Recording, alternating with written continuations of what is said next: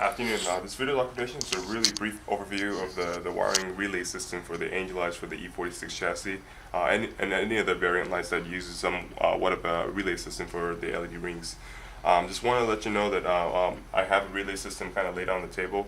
Just going to go one by one as to what connections for what. So please bear with me, being the case that this normally for an actual order, this will be actually wired to the headlights angelized and pretty much seamlessly like so. But for the video's sake, I've just kind of wired this up using alligator clamps to making sure that I can get the power transferred from here to the rings over here.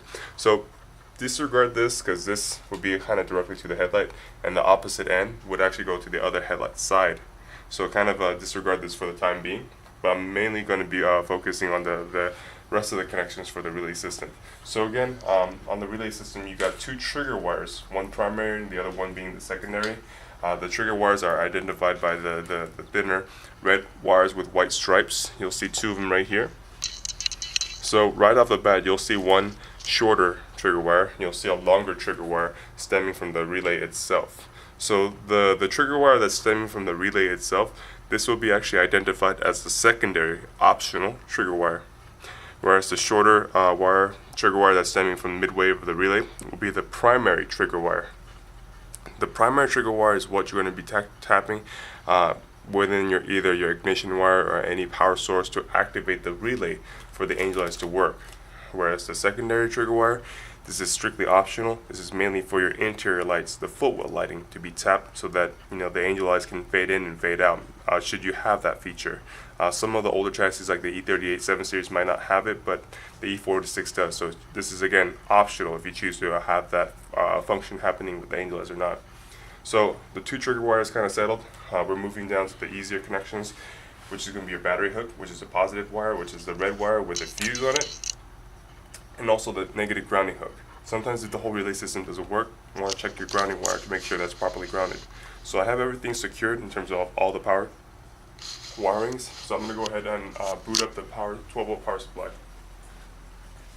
So turning on the 12-volt power supply, I have power flowing through my relay, but the relay is not letting the power flow through to activate the rings. Now the trigger wire, the primary trigger wire, is what allows the relay to open up to allow power to flow to the angelized system. So I'm going to go ahead and with the trigger wire, the primary one, and introduce it to my positive feed. So I'm just going to touch it back. You'll hear a click in the relay system, which indicates the power flowing to the angelized, and you'll see the angelized turning on. So you hear the click, take off, click again, click, click.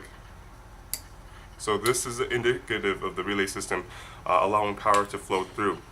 Conversely, with the optional trigger wire, the secondary trigger wire, I can also power this on manually, although you'll notice that the relay system will not be involved. You won't hear a click from the relay. Instead, you'll just see the angelized powering on normally.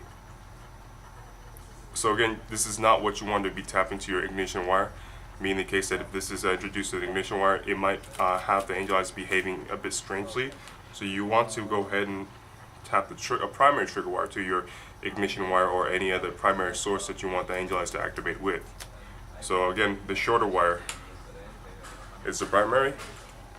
The longer wire from the relay is your secondary. This concludes the video documentation. Thanks so much for your time.